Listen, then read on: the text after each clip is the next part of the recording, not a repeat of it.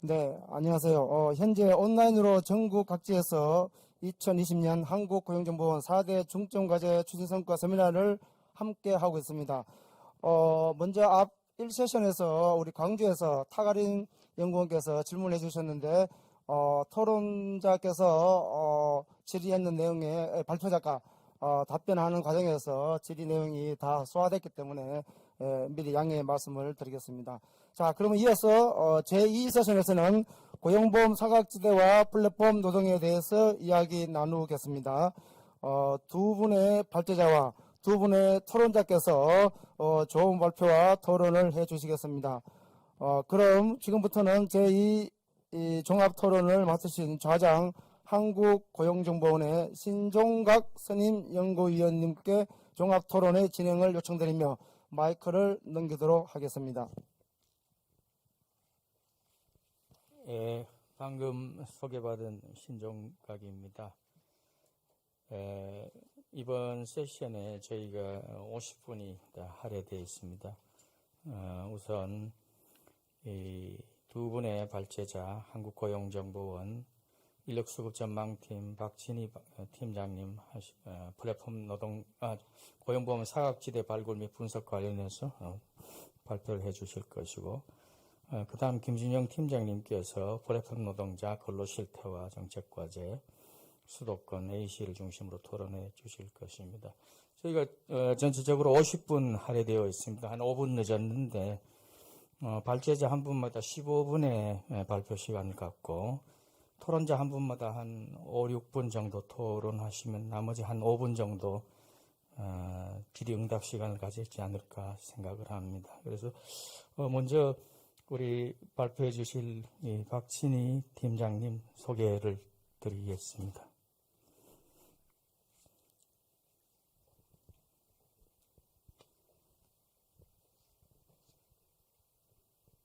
안녕하세요. 박진희입니다. 저는 오늘 행정 DB를 이용한 고용보험 사각지대 발굴 및 분석이라는 주제로 발표를 하도록 하겠습니다.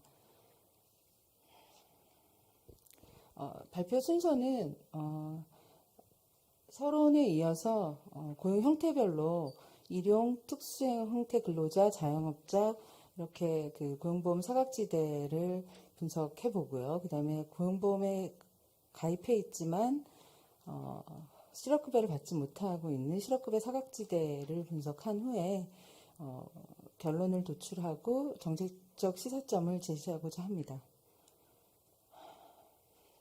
이 과제는 전 국민 고용보험에 단계적으로 추진되는 가운데 다양한 행정 DB를 이용해서 고용보험 사각지대에 있는 취업자의 특성이 어떤지를 분석하고 그 규모 고용보험에 가입하게 될 경우 추가로 가입할 수 있는 규모를 추정하기 위해 이루어졌습니다.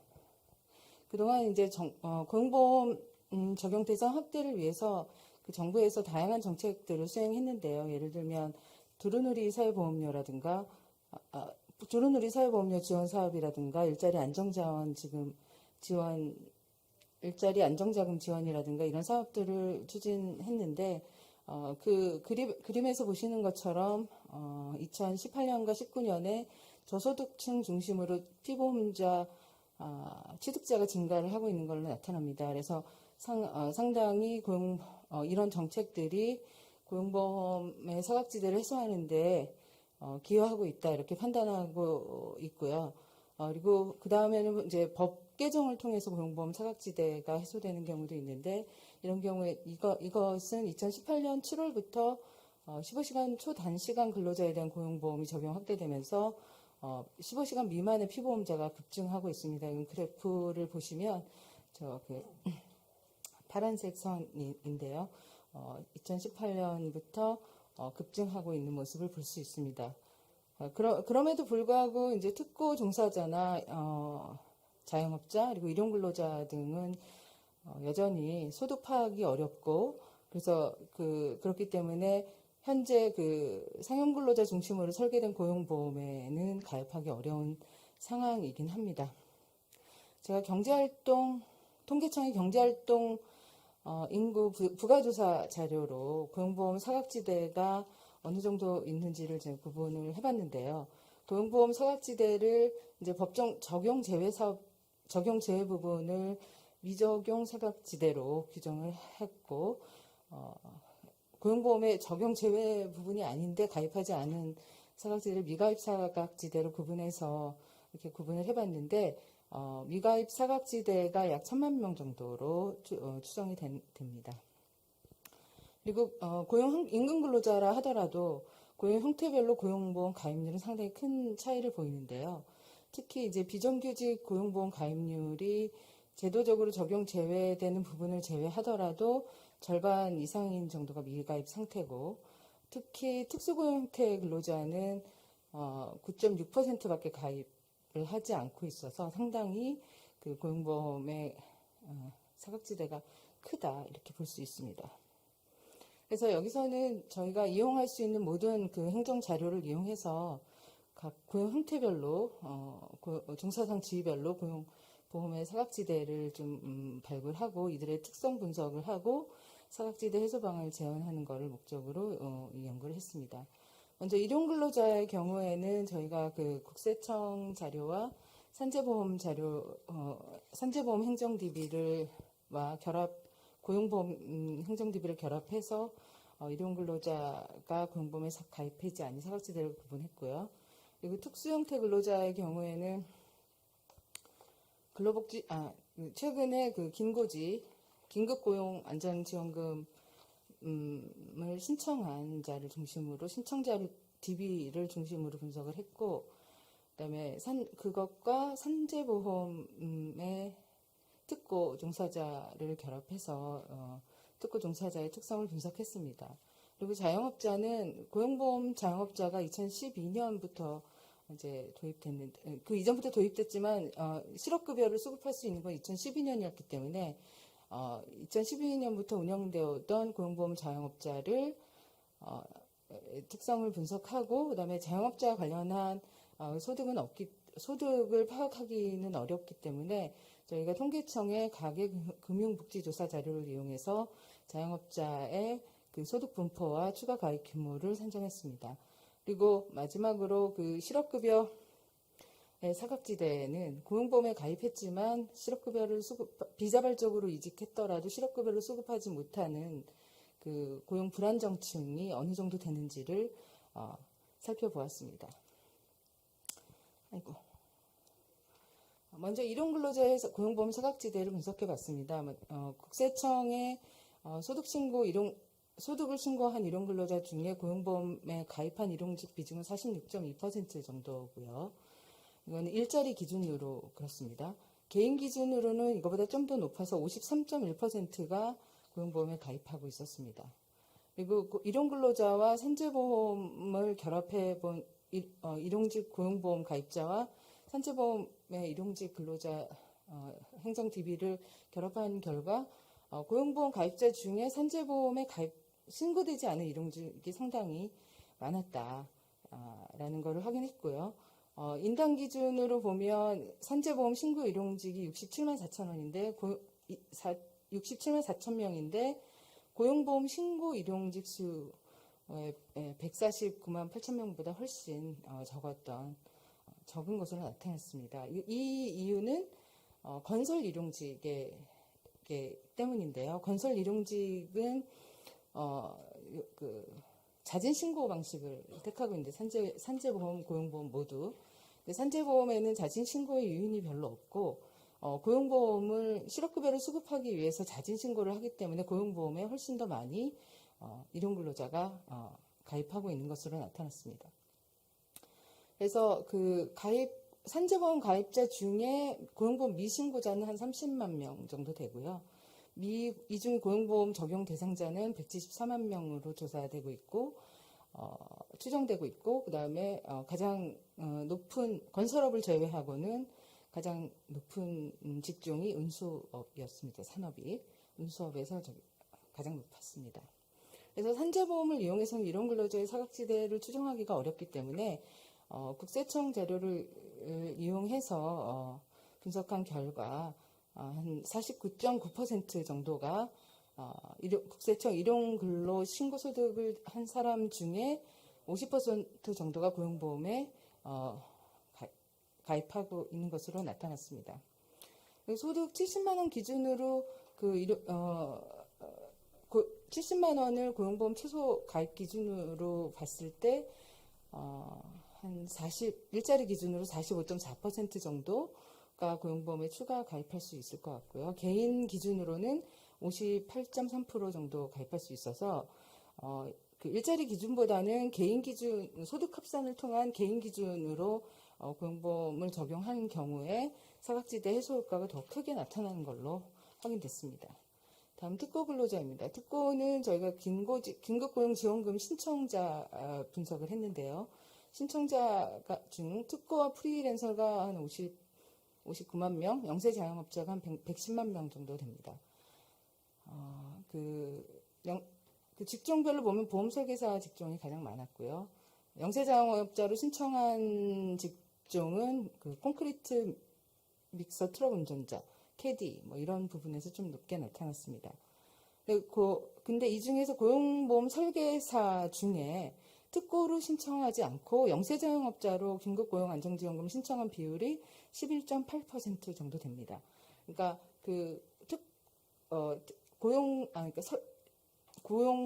보험 설계사라 하더라도 특고와 자영업자가 이렇게 구분되지 않고 혼재되어 있음을 알 수 있습니다. 그리고 그래서 소득기반 고용보험 제도 도입 시에 고용보험 사각지대에 있는 특고 프리랜서 자영업주를 상당수 보호할 수 있을 걸로 보여지는데 신청자 중에 68.2% 정도가 가입할 수 있을 것 같고요. 70만 원 기준으로 했을 때 영세 자영업자는 한 57.2% 정도 가입하게 될 것 같습니다. 그래서 이렇게 이 기준을 적용할 때 특고 중에 가장 많이 고용보험에 가입할 수 있을 것으로 예상되는 직종은 가전제품 설치기사나 신용카드 회원 모집인으로 확인됐습니다. 그리고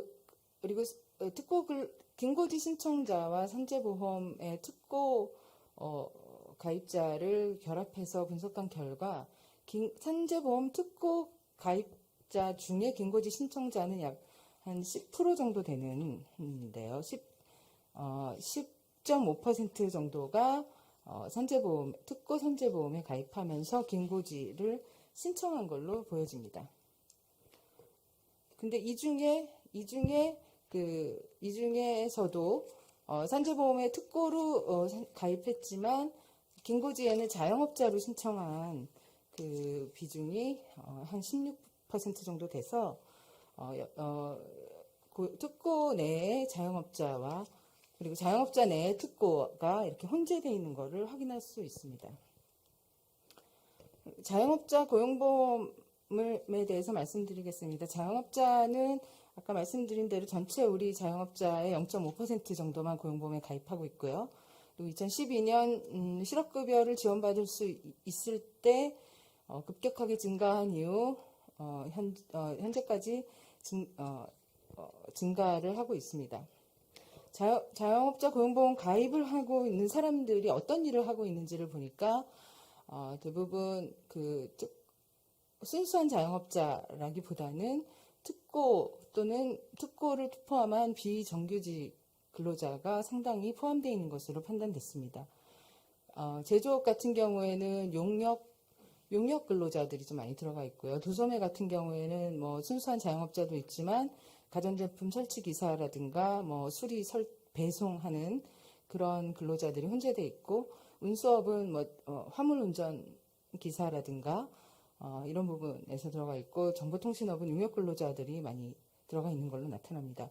자영업자 고용보험에 가입하기 위해서는 사업자 등록증이 필요한데, 사업자 등록증을 가지고 있으면서 고용보험 자영업자로 가입한 경우이지만 실제 고용 형태는 자영업이라기보다는 특고로 분리될 수 있는 사람들도 일부 포함하고 있다. 이런 걸 확인했고요. 이거는 앞에 그 긴고지 신청자에서도 특고와 자영업이 구분하기 혼재되어 있는 거하고 맥을 같이 한다고 볼 수 있습니다. 그래서 소득 기반 고용보험 제도 도입할 때 저희가 그 통계청의 가계금융복지조사 자료를 가지고 분석을 해보니 자영업자 특고 중에 329만 명 정도는 추가로 가입할 수 있겠다 이런 결론을 도출했고요. 그래서 이제 구체적으로 그 비농 자영업자 소득 분포를 보면 가구주의 80% 정도가 500만 원 이하 소득을 갖고 있고요. 그 이제 2분위 소득자가 150만 원이 채 되지 않는 상당히 낮은 소득을 갖고 있는 사람이었습니다. 그래서 저희가 그 자영업자의 소득 분포와 그리고 자영업 고용보험의 기준 보수를 비교한 그림이 이 그래프입니다. 빨간색 선이 자영업 고용보험의 기준 보수고요. 그림에서 보시는 것처럼 자영업 고용보험 기준 보수는 자영업 전체 소득의 한 3분위에서 5분위 정도를 포괄하는 거로 보여집니다. 그래서 3분위 이하에 있는 사람들은 1등 자영업 고용보험 기준보수 1등급보다 현저히 낮은 소득을 갖고 있기 때문에 자영업 고용보험에 가입할 요인이 없고요. 그리고 뭐 7등급 이상 7등급은 269만 원 수준인데 이거보다 이거보다 훨씬 더 높은 소득을 받는 사람은 가장 높은 등급의 7등급의 기준 보수와 실업급여가 상당히 낮기 때문에 적극적으로 가입하지 않는 걸로 설명할 수 있겠습니다. 그래서 그 가계금융복지조사를 통해 자영업 고용보험의 사각지대를 분석해 보면 70만 원 이상 비농 자영업자가 329만 명 정도. 여기에는 이제 자영업 특고도 포함되고 고용주도 포함됩니다. 그래서 저희가 329만 명으로 추정하고 있습니다. 1분 이내 끝내주십시오. 네, 마지막으로 실업급여 사각지대 분석인데요. 여기서는 이제 자발적 상실자 중에 실업급여를 수급하지 못한 사람으로 구분되는데 비자발적으로 이직하고 근속이 270일 미만인 경우를 저희가 고용불안정층으로 정의하고 이 고용불안정층이 1년 동안에 상실한 일자리의 6.4% 정도 되고요. 이 부분을 실업급여의 사각지대로 명명하였습니다. 그래서 이런 분석 결과 저희가 고용보험 사각지대는 일용근로자 125만 명 정도, 자영업과 특고 329만 명 정도로 파악이 됐고요. 그렇지만 이제 앞부분에서 말씀드린 것처럼 일용근로자의 경우는 일자리 기준보다는 개인 합산 소득으로 했을 때 고용보험 사각지대 해소 효과가 훨씬 더 크다라는 거를 봤을 때 인별 합산 소득으로 고용보험을 가입하게 하는 방법도 생각해 봐야 될 것 같다고 생각이 들고요. 그쪽으로 개선해야 될 것 같다는 생각이 들고, 그리고 자영업자의 소득 분포와 기준 보수를 비교했을 때 자영업자의 그 기준 보수가 좀 다소 개선될 필요가 있다. 3에서 5분위 정도만 포괄하는 수준이어서 자영업 가입하려고 하는 유인이 적으니 이거에 대한 그 개선이 좀 필요하겠다라는 걸 말씀드리고 싶습니다. 그리고 어쨌든 소득 그리고 반복적으로 말씀드린 바와 같이 특고와 자영업자의 구분이 모호한 상태이므로 소득을 파악할 수 있는 고용 형태 먼저 이제 고용보험에 가입하게 하는 거는 맞지만 중장기적으로는 소득 파악을 할 수 있도록 그 소득 개선, 소득 파악을 할 수 있게 단계적으로 파악 가능하게 해야 법 제도 개선이 필요하다라는 말씀드리고요. 그리고 마지막으로 플랫폼 노동자나 단시간 노동자 등까지 고용보험 사각지대 고용보험에 포괄하기 위해서는 복수 일자리에서 일하는 모든 그 소득을 합산해서 고용보험을 부과하는 그런 시스템으로 가야 할 것이고, 그리고 그에 따른 행정체계가 구축이 필요할 것이라고 봅니다. 이상 발표를 마치겠습니다. 네, 감사합니다. 고용보험 DB와 산재보험 행정 DB를 연계한 고용보험과 산재보험 가입자 및 가입 이력 분석을 진행해서 고용보험 사각지대를 분석해준 아주 훌륭한 발표입니다. 발표해 주셔서 감사합니다. 발표 두 번째로 다음으로는 한국고용정보원 중앙일자리평가팀의 김준영 팀장께서 플랫폼 노동자 근로실태와 정책과제를 A 지방자치단체의 사례를 중심으로 발표해 주시겠습니다. 네, 김정우 박사님 발표해 주십시오. 역시 한 10분 정도, 조금 15분에서 10분 정도 할애해 드리겠습니다. 시작해 주십시오. 예, 안녕하십니까. 예, 한국고용정보원의 김준영입니다. 오늘 제가 발표할 내용은 플랫폼 노동자의 근로 실태를 조사한 결과를 요약해서 이렇게 발표를 하는 것입니다.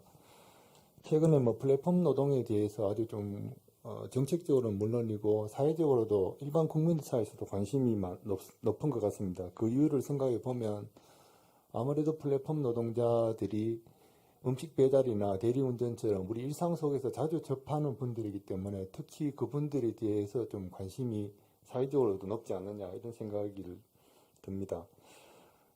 플랫폼 노동이라는 것은 비교적 최근에 등장한 일종의 고용 형태이고 그러다 보니까 여기에도 본격적인 연구가 시작된 것은 사실은 그 역사가 길지 않습니다.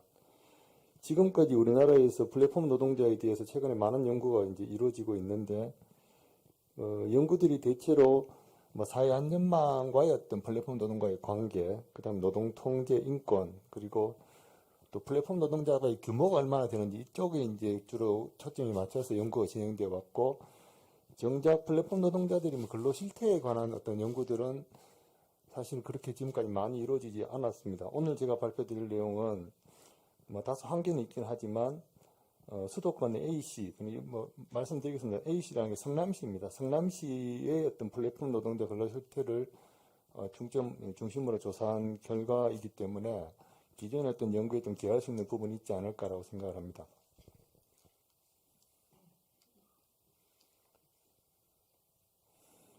연구의 필요성에 대해서는 별도로 말씀을 드리지 않겠습니다. 일단 가장 우리나라에서 가장 중요한 어떤 쟁점이 되는 것은 역시 이 플랫폼 노동자들이 이게 기존의 어떤 사회보험의 어떤 사각지대에 놓여 있기 때문에 이들에게 어떤 형태로서 사회적 안정망을 제공할 것인가에 대한 관심에서 출발했다고 생각을 하고요. 그다음 이제 그 플랫폼 노동자에 대해서 정의에 대해서 좀 말씀을 드리면 보편적인 정의는 없지만 대략적으로 이제 수입을 목적으로 해서 디지털 플랫폼의 중개를 통해서 유급 노동을 제공하고 노동 수요와 이제 매칭되는 고용 형태 혹은 조직 혹은 개인의 디지털 플랫폼의 중개를 통해서 수입을 목적으로 해서 특정 문제를 해결하거나 특정 서비스를 제공하는 고용 형태, 이 정도로 정의가 될 수 있는데요.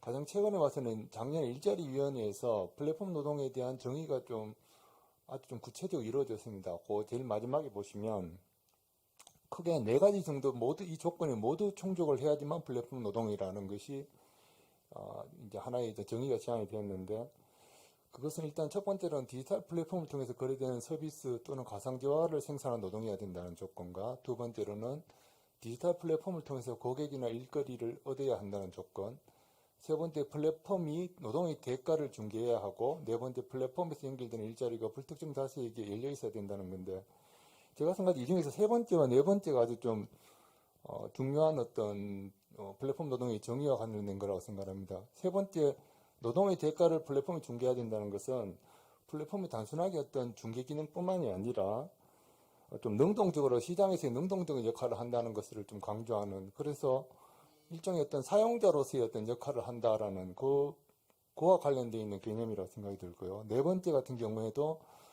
불특정 다수에게 열려 있어야 된다는 것은 플랫폼이 단순하게 어떤 매칭을 하는 것이 아니라 이 시장에서의 어떤 네트워크 효과가 이 노동 플랫폼의 어떤 기술적 기반이라는 점을 좀 명확하게 했다는 점에서 좀 굉장히 의미가 있는 정의라고 생각합니다. 그리고 연구의 목적과 주요 내용은 성남시의 플랫폼 노동자를 대상으로 근로 실태를 조사해서 사회 안전망 강화 등을 비롯한 사회적 논의에 필요한 기초 자료를 제공하는 것이고, 그리고 주요 연구 내용은 뭐 정의와 범위, 그리고 플랫폼 노동자 근로환경 실태조사, 그 관련한 그 근로환경 실태조사에 근거한 정책 제안을 하는 겁니다. 이게 제가 사실은 이 실태조사 결과를 이제 보고를 드리려면 사실은 상당히 좀 시간이 필요한데 제가 10분에서 15분 사이에 이걸 다 하려고 하니까 이게 상당히 좀 중간중간에 좀 건너뛰고 할 수밖에 없다는 사정을 좀 양해해 주셨으면 좋겠습니다. 그리고 플랫폼 노동의 유형은 크게 봤을 때 웹 기반형 혹은 클라우드 노동이라고 불리는 노동이 있고, 두 번째로는 지역 기반형 혹은 주문형 앱 노동이라고 불리는 형태의 어떤 노동이 있습니다. 클라우드 노동이라는 것은 고객과 대면하지 않고 모든 작업 과정부터 해서 서비스가 전달되고 서비스가 전달되고 되는 이 모든 과정들이 온라인을 상에서 이루어지는 형태의 노동이고, 지역 기반형 노동이라는 것은 이제 그 주문을 받는 건 온라인을 통해서 주문을 받지만 서비스를 전달하는 것은 직접 고객과 대면 접촉을 통해서 서비스를 제공하는 형태의 노동인데, 우리나라 플랫폼 노동 시장의 지금까지 알려진 가장 중요한 특징 중에 하나가 지역 기반형 노동의 비율이 전체 플랫폼 노동 시장에서 차지하는 게 한 70에서 80% 정도로 대부분을 차지한다는 것이 우리나라 플랫폼 노동 시장의 특징이라 할 수 있겠습니다. 그리고 플랫폼 노동과 전통적인 임금 노동자를 좀 비교한 표가 여기 나와 있는데요. 그 노동 장소의 경우에는 노동 장소는 그 임금 노동자의 경우에는 뭐 공통적인 작업 공간입니다. 기업이라든가 공장과 같은. 그 플랫폼 노동자의 경우에는 노동자의 집에서도 많이 하고 거리 혹은 고객 요구에 따라서 장소가 유동적으로 이제 변경된다는 것이 특징이고, 작업의 결정은 작업 시작 전에 고용주의 명령에서 결정되는 반면에 플랫폼 노동자의 경우에는 노동 플랫폼이 중개를 통해서 결정이 되는데, 대부분의 경우에는 선착순으로 결정됩니다. 노동소득의 경우에도 작업 시작 전에 임금 형태로 이미 사전적으로 결정됩니다. 전통 임금 노동자의 경우에는. 플랫폼 노동자의 경우에는 수행한 작업량에 따라 결정이 되기 때문에 임금 자체가 사후적으로 결정되는, 그래서 굉장히 변동성이 높고 불안정성이 높다 할 수 있겠습니다. 그리고 몇 가지 플랫폼 노동과 확산과 관련된 몇 가지 쟁점들이, 제일 지금 우리 관심이 초점이 되고 있는 것은 그 사회보험가의 어떤 역할인데, 그 기존의 사회보험이라는 것은 그 표준적인 임금 노동 일자리에서 일정 기간 동안 일하는 경우에 한해서 주어지는 어떤 권리이기 때문에, 이 권리에서 플랫폼 노동자는 체계적으로 좀 배제될 수밖에 없다는 것이고, 그 다음에 또 하나가 이제 극단적으로 높은 수준의 노동 유연성, 그리고 그 플랫폼 노동 기업은 뭐 노동 통제와 관련해서는 알고리즘에 의한 노동 통제가 있고, 또 고객 평가에 의한 기반한 통제가 있어서 전통적으로 노동 통제 역할은 기업의 어떤 인사부서의 역할이었는데, 이것이 점차적으로 기술적인 통제에 의해서 넘어가고 있다는 이런 것들이 쟁점이라 할 수 있겠습니다. 자세한 내용은 설명하겠습니다. 성남시 플랫폼 노동 실태조사를 대략적인 기호를 말씀드리면, 우선 정량조사와 정성조사를 베이스로 진행이 되었고요. 그리고 직종은 음식 배달원, 퀵서비스, 대리운전과 같은 모빌리티 플랫폼 노동자 세 직종과 가사도우미, 클라우드 노동, 이렇게 5직종을 조사했습니다. 주요 조사 내용은 이와 같습니다. 일반적인 현황, 인적 특성이라든가 지역 같은 인적 특성이 있고, 근로실태, 임금이라든가 중개업체의 소속 여부라든가 이런 것들이 있고, 그건 사회보험 가입 여부, 그 다음에 만족도와 정책 제한과 같은 이렇게 구성을 해서 조사가 진행되었습니다. 실태조사의 주요 내용에 대해서 살펴보도록 하겠습니다. 직종별 인적 특성은 메뉴에 보시는 것처럼 음식 배달, 대리운전, 퀵서비스의 경우에는 90% 이상이 거의 남자이고, 클라우드 노동의 경우에는 남녀의 비율이 비교적 고릅니다. 학력의 경우에는 대졸 이상의 고학력자 비중이 음식 배달이나 퀵서비스 같은 경우는 10% 이하로 낮은 반면에, 클라우드 노동의 경우에는 76%로 4명 중에 3명이 대졸 이상이고요.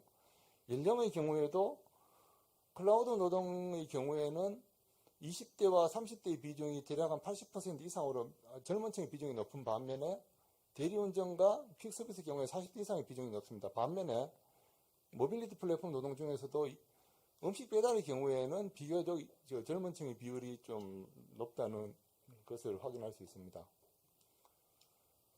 경력연수 역시도 클라우드 노동은 상대적으로 짧고 퀵서비스는 상대적으로 긴 이 모습들은 나타나고 있고요. 그리고 플랫폼 노동 이외에 다른 주업과 부업을 하고 있는 비율은 이게 한 가지 좀 특징적인 것이 음식 배달, 대리운전, 음식 배달과 퀵서비스 같은 경우에는 다른 일을 하지 않고 전업으로서 음식 배달을 하고 있다는 비율이 90% 이상입니다. 그래서 알려진 것처럼 플랫폼 노동이 이제는 더 이상 어떤 부업으로서 혹시 아르바이트로서 하는 것이 아니라 이제 전업화되고 있다는 것이 좀 여기서 나타나고 있고, 반면에 클라우드 노동의 경우에는 부업을 하고 있다는 비율이 상대적으로 매우 높습니다. 월평균 수입은 그 코로나19 발생 전과 코로나19 발생 이후로 구분해서 봤는데, 음식 배달의 경우에는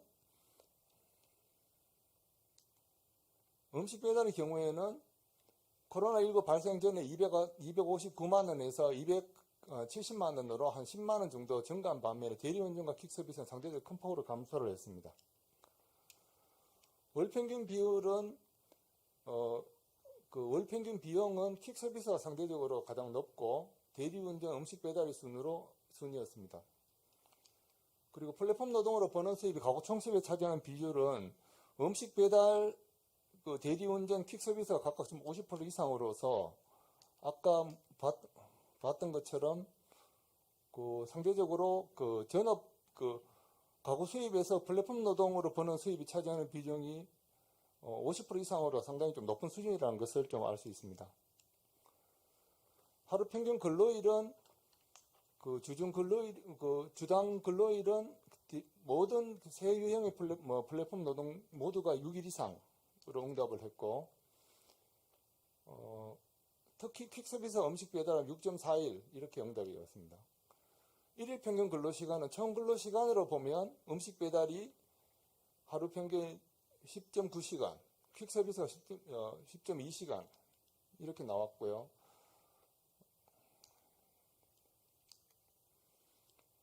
이 중에서 실근로시간과 대기휴식시간을 쪼개서 봤는데 실근로시간이 가장 긴 것은 퀵서비스로 8.1시간입니다. 그리고 업무 수행 과정에서 지시와 감독이 있다고 응답한 비율은 없다고 응답한 비율은 중개업체에 의한 지시와 감독이 있다고 응답한 비율은 대략 한 25% 수준이고, 앱에 의해서 지시와 감독이 있다고 응답한 비율은 대리운전이 거의 한 50% 가까운 수준으로 매우 높은 것으로 나타났습니다. 규정이나 규칙을 위반했을 경우에 불이익 여부는 대리운전을 음식 배달의 경우에는 있다고 응답한 비율이 13% 정도로 매우 낮은 반면에 대리운전의 경우에는 이 비율이 50% 이상이고 퀵서비스는 34% 정도 수준입니다. 그렇다면 어떠한 불이익이 있느냐 했을 경우에 급여 수당이나 삭감, 좋은 일자리를 받지 못한다는 응답이 가장 대리운전이 87.4%, 퀵서비스가 73.6%, 음식 배달 52.4%로 나타나서, 이것은 다른 식으로 해석을 하면 이게 좀 알고리즘을 통해서 혹은 규정 규칙을 위반했을 경우에 좋은 콜을 못 받게 하는 이와 같은 형태로서 이렇게 불이익이 주어진다는 응답이 비율이 높았습니다. 그리고 고객으로부터 평가를 받고 있다고 응답한 비율은 대리운전은 75.9%로 가장 높았고 음식 배달은 15.16% 수준이었습니다. 그리고 고객으로부터 어떤 어려움을 경험한 적이 있느냐 했을 경우에 가장 두드러진 특징이 대리운전이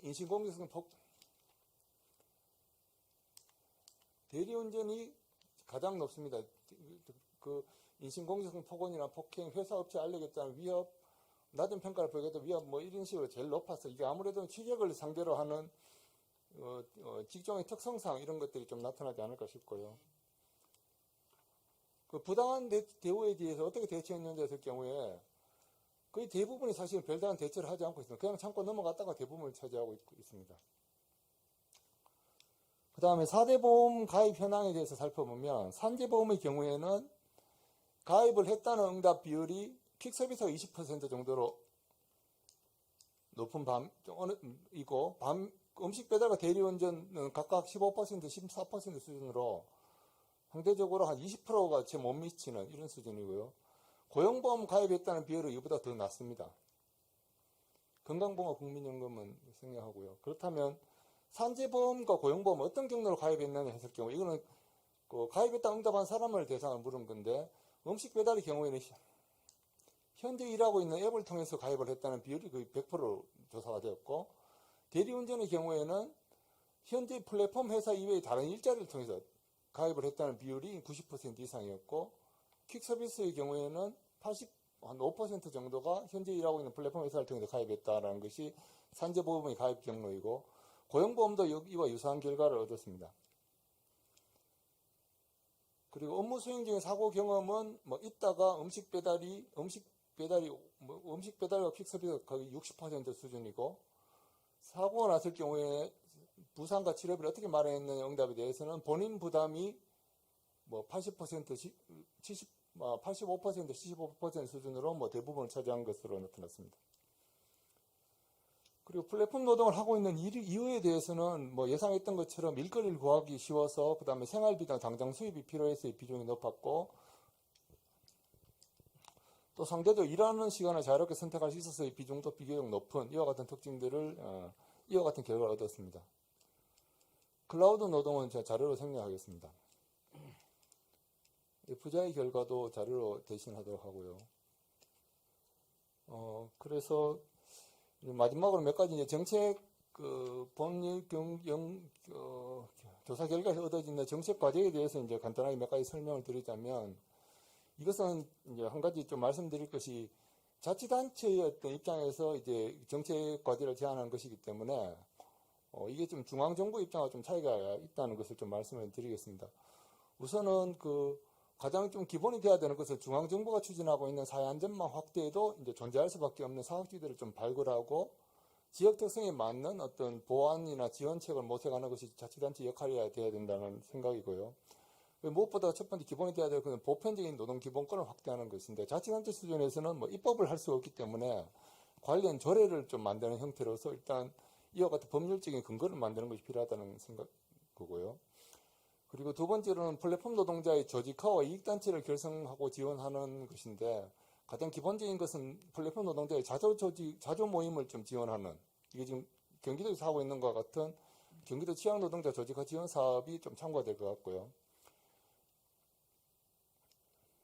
그리고 노동조합과 협동조합, 공제 이렇게 제안을 했는데 노동조합이라는 건 사실상 좀 실현하기가 그렇게 쉽지 않기 때문에 협동조합이라든가 공제 같은 것들은 지역 차원에서 좀 시도해보는 것이 어떤지에 대해서 제안을 좀 하고 싶습니다. 그리고 또 두 번째로는 취약한 근로환경을 개선하는 건데요. 일단은 생각해 볼 수 있는 것이 플랫폼 노동자들의 유급 병가라든가 유급 휴가를 부여하는 것 같은 건강권과 휴식권을 증진하는 것들을 고려해 볼 수 있을 것 같습니다. 여기서는 이제 유급 병가제 같은 경우는 지금 서울시에서 하고 있는데 유급 휴가제는 유급 병가제와는 별도로 병원에 입원하지 않더라도 일정 기간 동안 지속해서 일하는 플랫폼 노동자의 유급 휴가비를 제공하는 것이 이제 기본적인 내용이고 또 좀 구체적으로 말씀드리면 노동자 지원기금 등을 좀 마련해가지고 한 달에 20일 이상 일하는 플랫폼 노동자들에게 일정 기간 동안에 유급휴가를 제공하는 이런 것도 생각해 볼 수 있을 것 같습니다. 1분 이내 끝내주시면 감사하겠습니다. 예. 그리고 취약한 근로환경 개선과 관련해서는 보셨지만 이제 고객으로 이제 대면 서비스를 직접 하다 보니까 이런저런 스트레스를 굉장히 많이 노출되어 있습니다. 정신적으로. 그래서 정신건강을 지원해주는 이와 같은 건데 이건 성남시 같은 경우에는 정신건강복지센터 같은 것들이 있기 때문에 이것들을 활용해서 심리적 불안을 해소하고 상담을 하는 이런 서비스를 제공하면 호응이 있다고 생각을 하고요. 그리고 세 번째로는 또 의외로 보면 플랫폼 노동자들이 좀 아쉬워하는 것이 이 그 금융권으로부터 자금을 좀 융자하는 것이 어렵다는 이런 어떤 어려움들 많이 좀 듣습니다. 그래서 플랫폼 노동자의 대상으로 긴급 생활 자금을 대출하고 융자하는 이런 것들을 좀 참고해 볼 수 있을 것 같습니다. 그리고 그 외에도 뭐 몇 가지 이제 그 제가 제안을 했는데 이 부분은 그냥 생략하도록 하겠습니다. 이상입니다. 네, 감사합니다. 플랫폼 노동의 증가와 사회적 보호를 위한 정책 대안을 수립을 위해서 플랫폼 노동의 특징과 주요 장점, 플랫폼 근로자의 근로 실태에 대해서 실제 사례를 바탕으로 잘 말씀해 주셨습니다. 발표해 주셔서 감사합니다. 다음으로는 저희 세션에 종합 토론을 두 분의 토론자를 모시고 진행하고자 합니다. 또한 온라인으로 접속해 주신 분들의 질문을 포함해서 종합 질의 응답 시간을 짧게나마 가질 예정입니다. 오늘 토론에 참석해 주신 두 분의 토론자를 소개해 드리겠습니다. 먼저 한국노동연구원의 이병희 본부장님께서 자리해 주셨습니다. 감사합니다. 다음으로는 부산연구원의 손원일 연구위원님께서 참석해 주셨습니다. 감사합니다. 지금 시간 관계상 충분한 시간은 못 드리지만 한 5분 전후로 먼저 이병희 선임 연구위원님께서 토론해 주시죠. 네, 안녕하세요. 한국노동연구원의 이병희입니다. 토론 시간이 짧아서 최대한 앞쪽에서 말씀드리도록 노력하겠습니다. 이 행정 DB를 이용한 고용보험 사각지대 연구가 어떤 성취를 했는지, 두 번째로는 앞으로 한국고용정보원에서 어떤 연구를 해야 되는지 두 가지를 중심으로 해서 말씀을 드리겠습니다. 네. 사실 작년 한 해 동안 고용보험이라는 이 용어는 뭐 전 국민이 사실 다 알 만큼 고용보험이 매우 중요한 제도다라는 것을 인지하는 그런 계기였다라고 생각합니다.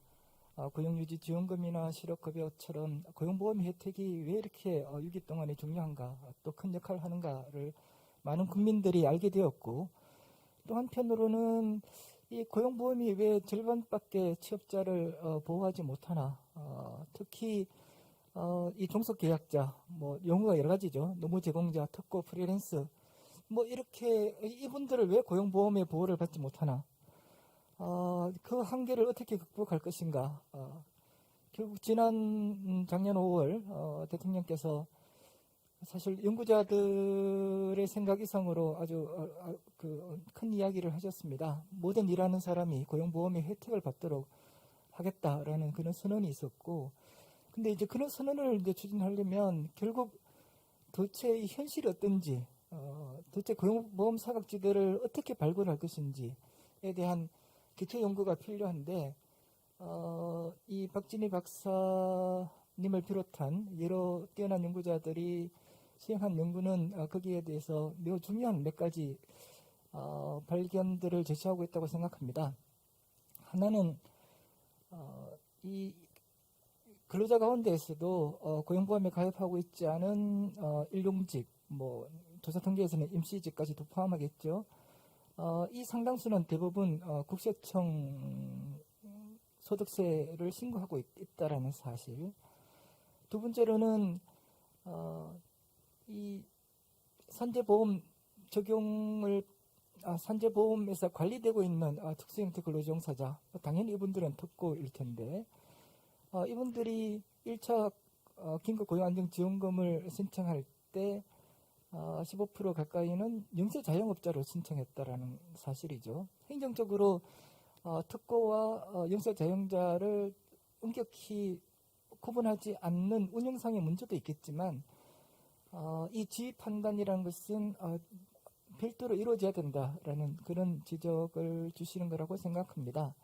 세 번째로는 왜 그런지 모르지만 산재보험과 고용보험 간의 가입자의 불일치가 발생한다는 것은 이 산재보험이 결국 개인별 관리를 좀 더 가져가야 된다라는 그런 시사를 준다고 생각하고요. 네 번째로는 이 저소득 자영자 고용보험이 어떤 형태로 도입이 되더라도 저소득 자영자들은 고용보험에 가입하지 못하게 된다는 것인데, 이게 이제 가금복이라는 조사 통계에서의 자영자 소득은 대체로 국세청 신고 소득보다 이게 높게 책정이 된다라는 사실을 비춰보면, 실제로 국세청에서 파악되는 소득으로 보면 거의 40~50%가 자영자는 이 소득 기준으로 하더라도 가입되지 않는다, 가입하지 못할 것이다. 그러면 이들을 방치할 것인가? 라는 그런 근본적인 문제 제기를 한다고 봅니다. 이런 뭐 다양한 발견들을 사실 행정 자료를 만졌기 때문에 가능한 거고, 아마 그게 이제 한국고용정보원에서 가장 잘하고 또 잘해야 하고, 근데 또 뭐 잘할 수 있다라는 걸 보여준 그런 연구라고 저는 굉장히 높게 평가를 합니다. 이후의 과제에 대해서 간단히 말씀을 드리면, 이 사각지대 규모가 얼마이냐 라는 이 문제 제기는 굉장히 중요하다고 생각하지만, 사각지대가 얼마이냐를 갖고 제도를 구성하기는 또 현실적으로 어렵다라는 거죠. 다시 이야기하자면, 우리가 이 특정 시점에서의 사각지대의 규모가 중요한 게 아니라, 이제 우리가 소득 기준으로 적용하게 된다는 것은 매달의 소득 정보로 갖고 가입과 미가입, 이직과 실업 이런 걸 판단해야 된다는 점을 비춰보면 우리가 가야 될 길이 훨씬 더 많이 남아 있다는 겁니다.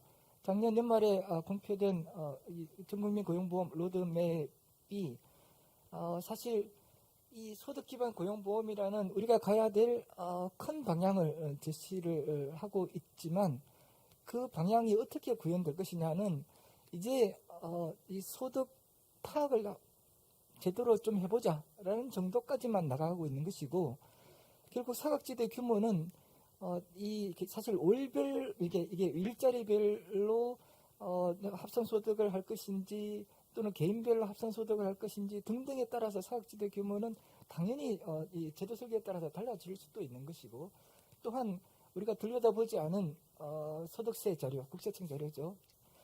를 열어보면 또 사각지대는 더 넓어질 수도 있다는 것이죠. 왜냐하면 이 소득 활동은 우리가 특정 시점에서 뭐 이게 취업자 2,700만 명이 아니라 훨씬 더 많은 사람들이 소득 활동을 할 것이기 때문에 그런 점에서 할 일이 굉장히 많다라는 점이고, 두 번째로는 우리가 작년까지의 논의는 주로 소득 파악, 적용, 보험료 부과 이런 게였다라면, 이제는 우리가 단순히 보험료를 거두기 위해서 고용보험에 가입시키기 위해서 이 제도를 설계하는 게 아니죠. 결국 보호를 하기 위해서 제도를 만드는 것이라면 결국 급여를 줄 수 있어야 되는데, 근데 급여는 단순히 소득 파악만 된다고 해서 급여를 줄 수 있는 건 아닐 겁니다. 결국 이 소득 분포, 소득의 변동성, 그분들이 어떤 사유로 이직하는지, 그리고 이직했을 때 어떤 소득 활동을 할 수 있는지, 그러니까 이런 할 일들이 열려져 있고, 그래서 이번에 연구팀, 그리고 나아가서는 한국고용정보원에서 앞으로도 이와 관련된 연구를 통해서 국민들한테 많은 희망을 계속 주기를 기대하겠습니다. 감사합니다. 감사합니다. 다음으로 부산연구원의 손헌일 연구위원님께서 토론하시겠습니다. 네, 부탁드립니다. 반갑습니다. 저 부산연구원의 손헌일이라고 합니다. 사실은 코로나19라는 팬데믹 이후에 이 플랫폼 노동에 대한 관심이 상당히 증가한 것 같습니다. 그러니까 배달 음식을 안 시키던 사람들까지 이제 배달 음식을 시키면서 이 비대면 경제가 활성화되면서 점차 대표적인 플랫폼 노동이라고 할 수 있는 배달 노동자가 보이기 시작을 했고, 그리고 그 관심의 확장 속에서 다양한 플랫폼 노동자들이 존재한다라는 것들을 알게 되었습니다. 그리고 이제 그것이 이제 플랫폼 노동 전반에 대한 관심, 그리고 점차 그들에 대한 문제점과 그들이 가지고 있는 어려움들에 대한 것들이 드러나기 시작을 했고요. 그러면서 많은 사람들이 자연스럽게 관심을 가졌던 것 같습니다. 사실 이 플랫폼 노동이라는 것은 도시 공간에서 사실 이루어지는 노동이 상당히 다수라고 생각을 합니다. 우리나라 플랫폼 노동자의 사실 아까 김준영 박사님께서 이 웹 기반과 그리고 지역 기반으로 구분을 해주셨습니다. 그런데 우리나라의 플랫폼 노동자들의 다수는 이 지역 기반 노동자들입니다.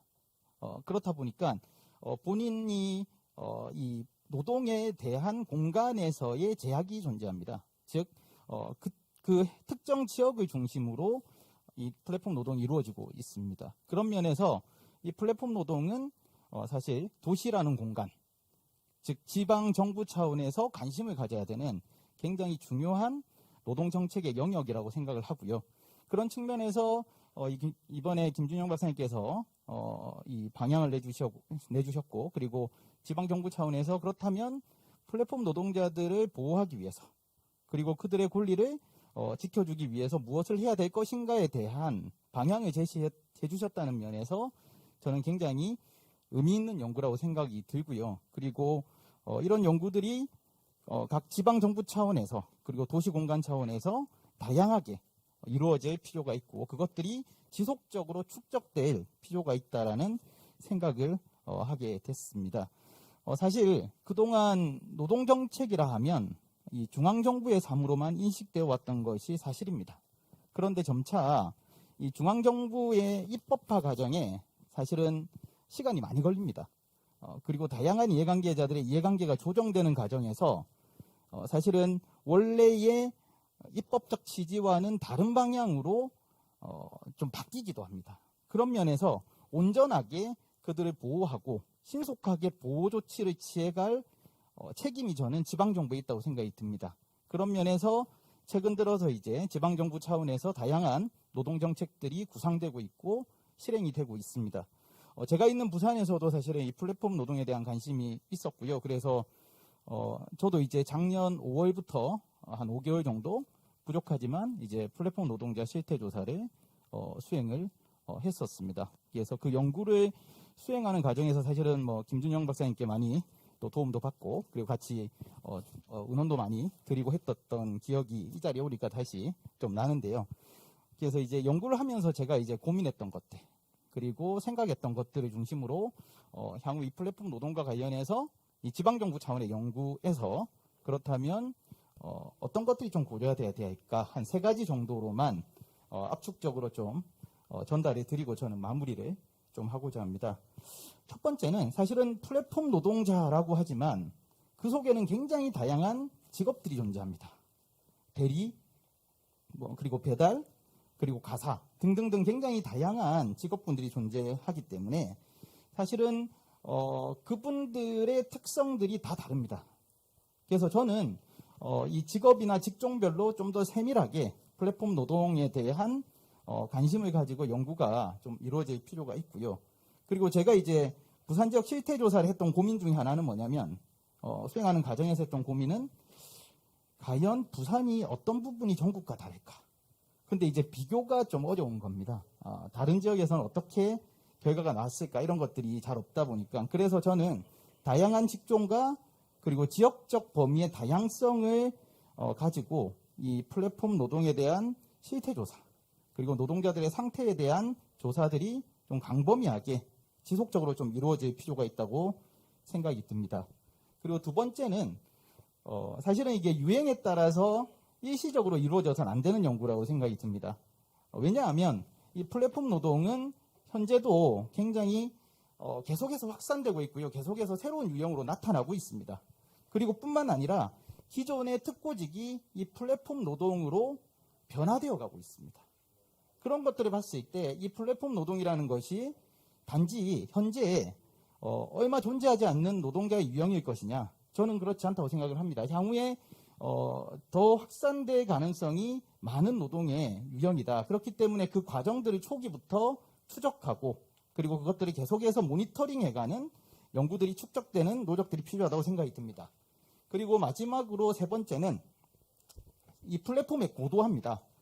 그래서 저는 이 가장 관심을 가져야 되는 문제 중에 하나, 그리고 연구자들이 관심을 가져야 되는 문제 중에 하나가 이 플랫폼의 고도화에 관한 문제라고 생각이 듭니다. 즉 앞서 말씀하셨던 이 알고리즘에 의한 통제가 강화되면서 사실은 일감에 대한 통제와 자동적인 일감의 통제와 제재, 처벌 이런 게 가능해집니다. 그렇다면 더욱더 이 사용자성이 모호해지는 특성, 그리고 이제 사용자성이 희석되는 문제가 있다고 생각이 듭니다. 그래서 저는 사실은 지금 이제 현장에 계시는 플랫폼 노동자들 만나봐도 사실 이제 고민하는 것들 중에 하나가 이 정책적으로 보면 이 플랫폼의 고도화에 어떻게 대응할 것인가에 대한 고민들을 굉장히 많이 하고 있는 것 같습니다. 그래서 저는 이 플랫폼의 고도화라는 것이 자칫하면 사실은 일정한 수입만 딱 벌 수 있도록 통제 가능하다고 생각이 들거든요. 그래서 사실은 생계를 더욱더 어렵게 만들 수도 있고, 그리고 어떤 방식으로 이것들이 작동해서 영향을 미칠 것인가에 대한 것들도 저는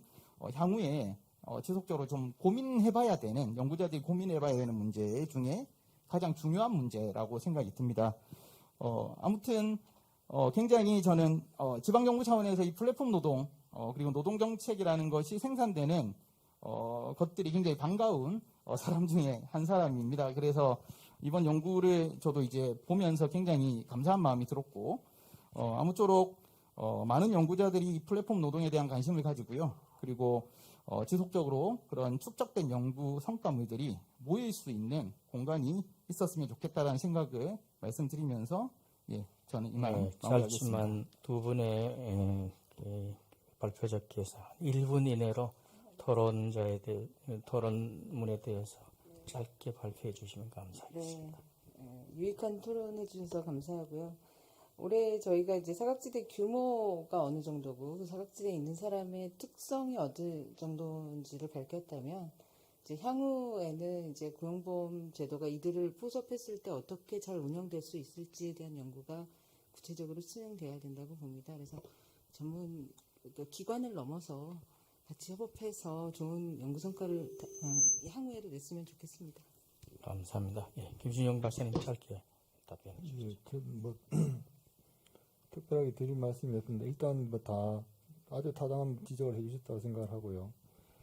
그리고 생각을 못했던 것들은 이제 플랫폼의 고도화를 어떻게 좀 대응을 할 것이냐, 이 부분에 대해서 이것이 이제 플랫폼의 고도화가 노동자의 노동 통제, 그 다음에 수입, 이 전반적인 어떤 노동 과정에서 미치는 영향에 대해서 계속해서 좀 연구가 필요하다는 생각을 다시 하게 되었습니다. 감사합니다.